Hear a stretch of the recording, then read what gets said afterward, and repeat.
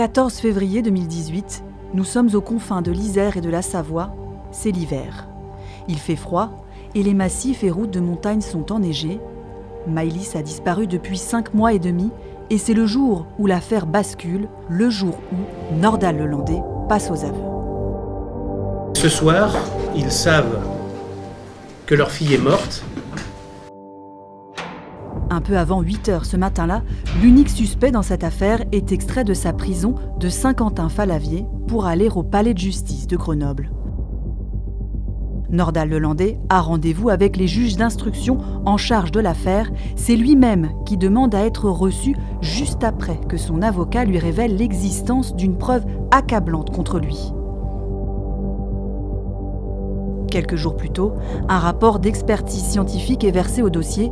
L'Audi A3 de Lelandais a été désossé et malgré son nettoyage minutieux de plus de 2 heures au lendemain de la disparition de l'enfant, quelque chose a été retrouvé sous le tapis de sol du coffre. C'est une minuscule tache de sang qui appartient à Maëlys. Acculé, Lelandais avoue, lui qui clamait son innocence depuis le début, parfois empêtré dans ses explications. Il reconnaît avoir tué la petite fille de 9 ans involontairement. Involontairement, c'est son terme. En larmes, totalement anéanti selon son avocat, Maître Jakubowicz, il présente des excuses aux juges, à Maëlys et aux parents de la petite fille.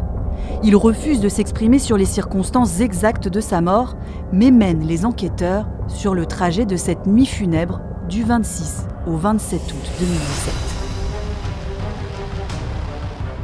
Il est alors conduit à Pont-de-Beauvoisin, à la salle polyvalente où Maëlys a été vue pour la dernière fois lors du mariage d'un cousin de ses parents, puis à Domessin, à 3-4 km de là, où vivait Nordal Lelandais, chez ses parents.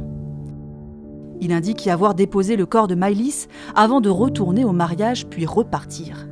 Le convoi se dirige enfin à une dizaine de kilomètres vers Saint-Franc, village du massif de la Chartreuse, non loin des gorges de Chaille. Un endroit où il y a de la forêt, une espèce de petit ravin, un endroit extrêmement reculé, détaille le procureur. Nordal Lelandais met plusieurs heures avant de retrouver le lieu exact où il a abandonné le corps de la petite fille. Il était certain du début de son trajet, mais pas de sa fin, déclare son avocat. Le convoi de plusieurs voitures s'arrête sans cesse, puis redémarre. Une des neigeuses vient même ouvrir un sentier encombré, puis c'est à pied qu'il progresse. Menotté et suivi pas à pas par les gendarmes, Nordal Lelandais s'immobilise près d'un rocher.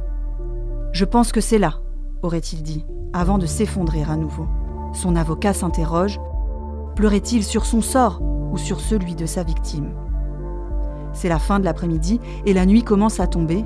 Les chiens pistent enfin les restes de Maëlys.